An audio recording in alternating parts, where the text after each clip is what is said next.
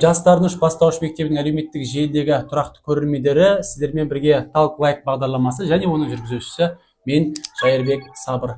Бүгін бізде қонақта көптің сұранысымен мектебіміздің директоры Рахымбаева Әсел Аманбекқызы. Қош келдіңіз.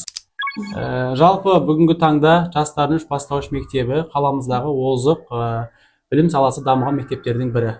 Енді ол да болса сіздің қабілеттілігіңіздің жемісі деп білеміз. Жалпы көп ата-ананың өзіңізбен танысқысы келетіні анық, білім саласында жүрген қызметкерлердің де танысқысы келетіні анық.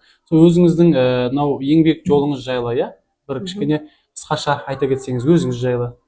Мен білім саласында 25 жыл уақыт болып қалды, 2001 жылдан бастап. Осы білім саласында мұғалімдік қызметтен бастап жұмыс жасадым. Оның ішінде 5 жыл директордың оқу жөніндегі орынбасары, инновациялық жөнінен оқу орынбасары болып жұмыс жасадым.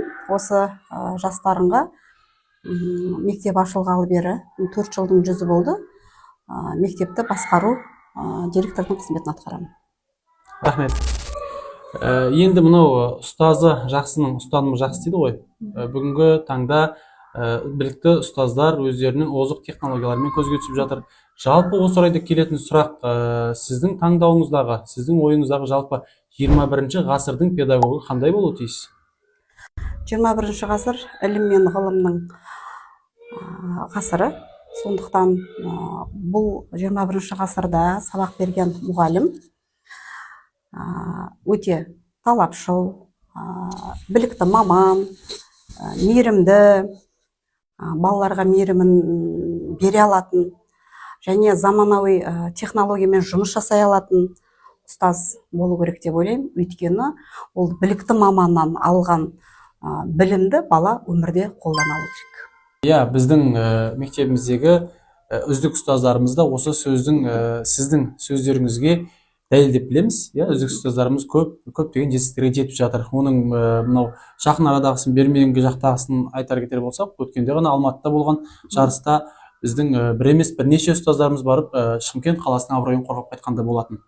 Қуаныштымыз. Енді былай ғой, жалпы қазақта жол бастау қиын ба, қол бастау қиын ба, немесе сөз бастау қиын ба деген сөз бар. Енді соның ішінде қазақ ең қиыны сөз бастау деп біледі. Яғни сөз бастай алатын сондай бір басқарушылық қабілеті мықты адам жалпы басшылық қызметке отырады. Енді өзіңізде қазір басшылық қызметте жүргеніңізге біршама уақыт болды. Жалпы менеджмент деп жатамыз ғой, басқару. Осы істі қалай үйрендіңіз, қайдан үйрендіңіз дегендей? Мен осы 2019 жылдан бастап осы менеджмент деген курс жүрді. Яғни мектепті басқару, жалпы мектепті басқару емес, басқару менеджмент деген. 2019 жылы осы мектепті басқару менеджментін оқу курсты тамамдадым.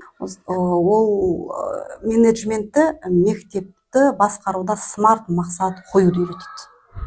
Яғни сен мектепті басқарып отқанда алдыңа даму жоспары деген сияқты перспективалық жоспарлар, нақты білім сапасын, мұғалімдердің сапалық құрамын қоя алу керексің. Яғни балаларды олимпиадада биылғы 24 жылы мынанша мұғалімді мен олимпиадаға жіберіп орын аламыз, білім сапасын 70%-ға көтереміз деген сияқты смарт мақсат қою болып табылады. Кеше осы 24 жылы менеджмент курсын тағы да аяқтадым. Өйткені әр 5 жылда 4 жылда менеджмент курсын аяқтап отыру керек мектепті басқаратын адам. Жалпы араға жыл сала келе өзіңіз әрдайым басқару қабілетін арттырып отырасыз. Енді осы төңіректе сұрақ келеді. Жалпы көп жерде естіп жатамыз ғой, өзгелерді басқару үшін бірінші өзіңді басқарудан басталады дейді. Өзіңіздің жалпы ұстанымдарыңыз қалай, өзіңізге деген қаншалықты өзіңізге талапшылсыз? Мынау айтады ғой, өзің білмеген нәрсені өзгеге қалай үйретесің деп жатады қазақта. Сондықтан үнемі өзіңді дамытып отыру, үнемі өзіңмен жұмыс жасау, бұл әрбір қазақтың әйеліне жалпы мектеп басқарудағы емес, жалпы өмірде керек нәрсе ғой. Өмірде керек нәрсе. Басқару қабілеті, өзің басқару, тәртіп деп жатамыз ғой, тәртіпке өзіңізден бастасаңыз, және басқаларға да ықпал ету мүмкіндігі көп дейсіз ғой.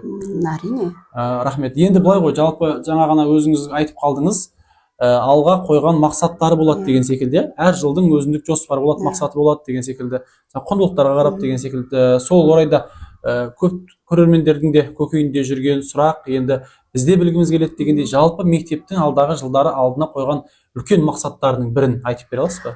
Жастарын мектебінің алға қойған мақсаттарының бірі білім сапасын арттыру.